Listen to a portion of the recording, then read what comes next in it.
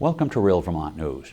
Today, we're looking into the fact that the computer models used to predict the rise in global temperature are spectacularly wrong.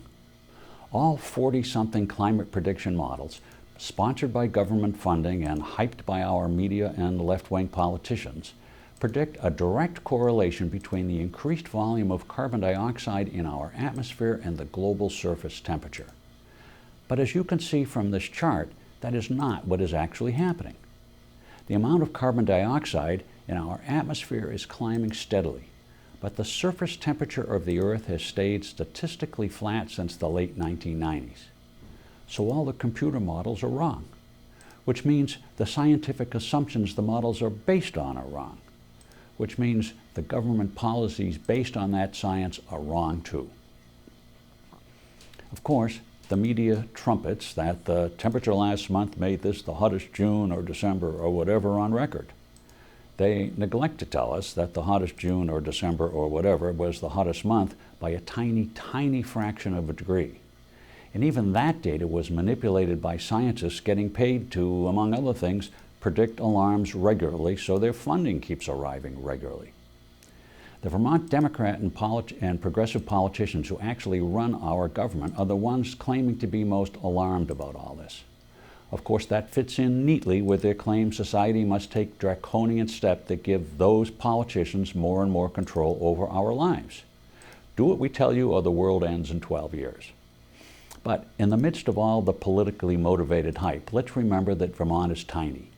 It occupies less than 10,000 square miles, which is 5/1000ths of 1% of the Earth's surface.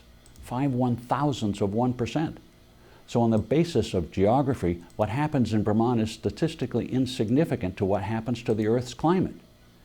And Vermont's population of 630,000 is less than 1/100th of 1% of the world's 7 billion people. When we add to the equation that Vermont's total energy consumption is the lowest of any state in the nation, and our statewide forest eats almost all the carbon dioxide we actually do produce, we really need to ask a basic question. On the basis of population, geography, and present energy use, is there any logical reason for Vermonters to bear the financial burden of acting on the state's pie-in-the-sky comprehensive energy plan?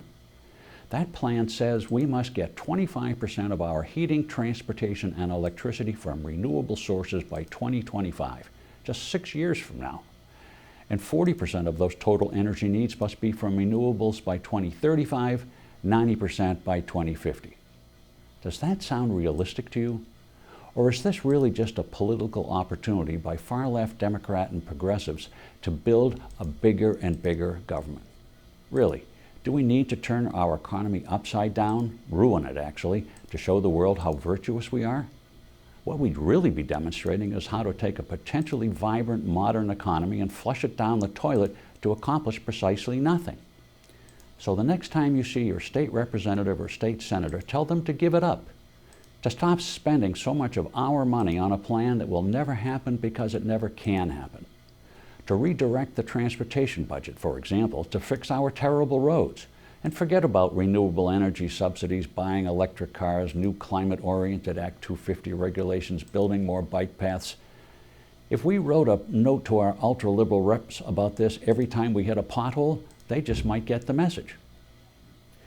Well, that's all the Real Vermont News we have time for. A lot more happened, and we'll be looking into all of it, including more about Vermont's dangerously nutty climate policies.